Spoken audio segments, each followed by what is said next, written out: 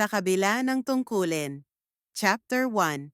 Maagang dumating si Isabela Isa Villanueva sa harap ng salaming pinto ng Valmores Group of Companies. Nakasuot siya ng simpleng blouse at pencil skirt, bit-bit ang kanyang itim na bag at isang makapal na folder ng resume. Baguhan pa lamang siya sa corporate world, isang bagong graduate na may mataas na ambisyon, ngunit ang kabang nararamdaman niya ay hindi lang dahil sa kanyang unang araw bilang sekretarya. Ito ay dahil sa CEO ng kumpanya, si Cassandra Valmores. Bantog si Cassandra, isang matalino, matapang at ubod ng ganda na negosyante. Kilala sa industriya bilang isang ice queen. Laging seryoso, bihirang ngumiti, at hindi basta-basta pinapalapit ang sinuman sa kanyang personal na buhay.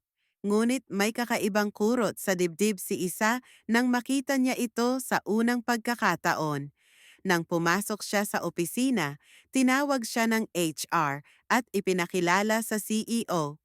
Miss Villanueva, siya po si Ma'am Cassandra Valmores. Siya na po ang magiging direct superior ninyo. Tumayo si Cassandra mula sa kanyang leather chair. Nakatayo siya sa likod ng mesa, naka-black power suit at pulang lipstick. Tumagos sa kaluluwa ni Isa ang titig nito. Hindi niya alam kung dahil ba sa nerbiyos o sa kakaibang magnetism ng babae. Good morning! Malamig na bati ni Cassandra. Don't be late. I hate delays. Yes po, ma'am. Nanginginig na sagot ni Isa, ngunit hindi niya maialis ang mata sa CEO. Pagkaalis ng HR, silang dalawa na lang ang naiwan. Tahimik si Cassandra habang tinitingnan ang schedule sa tablet. Ilang minuto ang lumipas bago siya nagsalita ulit. Isa, di ba? You'll handle my schedule, calls, travel plans, and personal errands. I don't like incompetence. Yes po. I will do my best, ma'am. Good. You may start today. Coffee, black, no sugar. Isa tumakbo papunta sa pantry. Sa hallway, hindi niya maiwasang mapangiti. May kung anong kakaiba sa babaeng iyon. Oo, nakakatakot siya. Pero may nararamdaman si Isa na hindi niya kayang ipaliwanag. Pagbalik niya ng opisina, inabot niya ang kape kay Cassandra. Napatingin ito saglit sa kanya. Ngumiti ng kaunti, isang mabilis na pag-angat ng sulok ng labi na halos hindi mo mapapansin.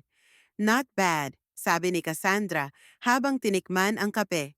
Muli, kinabog ang puso ni Isa. Isang linggo pa lamang mula nang magsimulang magtrabaho si Isa sa Valmores Group. Ngunit dama na niya ang kakaibang tensyon sa pagitan nila ng kanyang CEO. Tuwing tatawagin siya ni Cassandra, laging may mga titig na tila ba sinusuri ang bawat galaw niya. Hindi ito basta-bastang titig, may lalim, may init, na hindi mo aakalaing magmumula sa isang tulad ng Ice Queen.